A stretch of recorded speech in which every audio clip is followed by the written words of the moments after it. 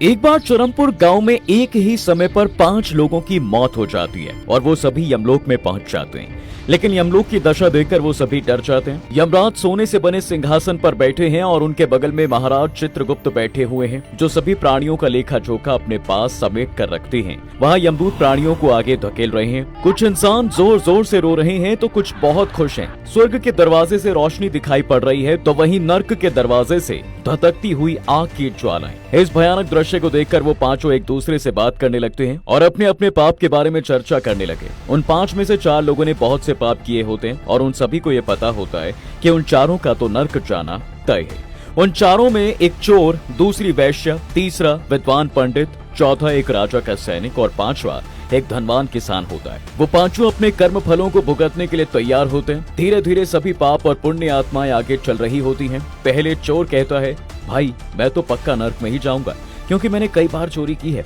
दूसरों का धन लूटा है, दूसरों को परेशानी दी, लेकिन ऐसा मैंने मजबूरी में ही किया था।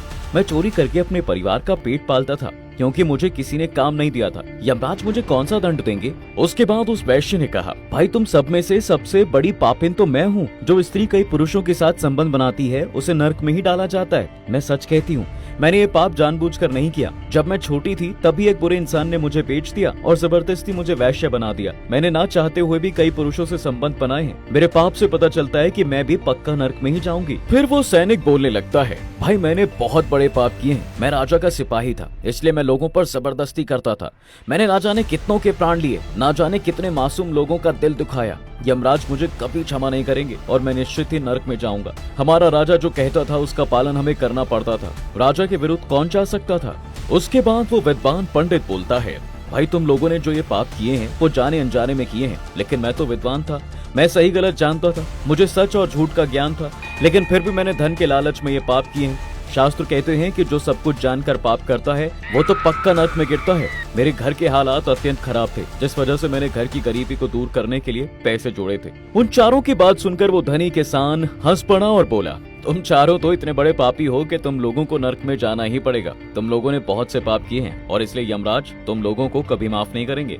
मैं तुम सबसे ज्यादा पुण्यवान हूँ। मैंने अपने जीवन में बहुत पूजा पाठ किया है, इसलिए मुझे पूरा भरोसा है कि यमराज मुझे नर्क में नहीं डालेंगे और मुझे मोक्ष की प्राप्ति होगी। फिर वो पांचों आगे बढ़ने लगे। सबसे पहले बारी आती है उस चोर की और फिर चित्रगुप्त उसे स्वर्ग में जाने के लिए कहते हैं। इस फैसले को सुनकर चोर चौंक जाता है और खुशी से स्वर्ग के रास्ते चला जाता है।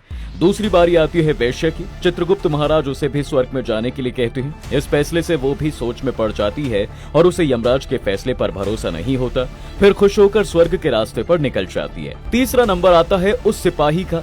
उसे भी कर्मों के हिसाब से स्वर्ग में भेज दिया जाता है। अब बारी आती है ब्राह्मण के कर्मों की, जिसका लेखा जोखा निकालने के बाद उसे भी स्वर्ग भेज दिया जाता है। वो भी मन ही मन खुश होकर स्वर्ग के द्वार की तरफ चलने लगता है। उन चारों को स्वर्ग में जाता देख वो धनी किसान बहुत गुस्से में आ जाता है। वो सोचने लगता है कि ये कैसा न्याय है, इन पापियों को स्वर्ग जाने का मौका मिल रहा है, फिर मैंने जो पुण्य के काम किए हैं अब उनका क्या? पापी और पुण्यवान दोनों एक ही जगह पर रहेंगे तो पुण्य करने का फायदा ही क्या?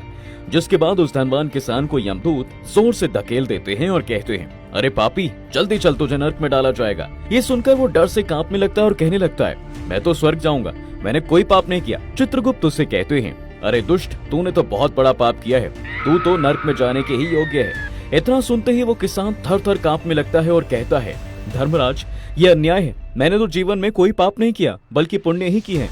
आप मुझे नर्क में क्यों डाल रहे हैं? जिस पर यमराज कहते हैं, अरे पापी, तूने जो पाप किया है वो उन चारों के पापों के आगे कुछ नहीं है। तेरे एक पाप की वजह से तेरा सारा पुण्य फल खत्म हो गया। अगर तूने ये पाप नहीं किया होता तो तू स्वर्ग में जा सकता था, लेकिन तूने ये पाप जानबूझकर किया है, इसलिए तुझे नर्क में जरूर जाना पड़ेगा।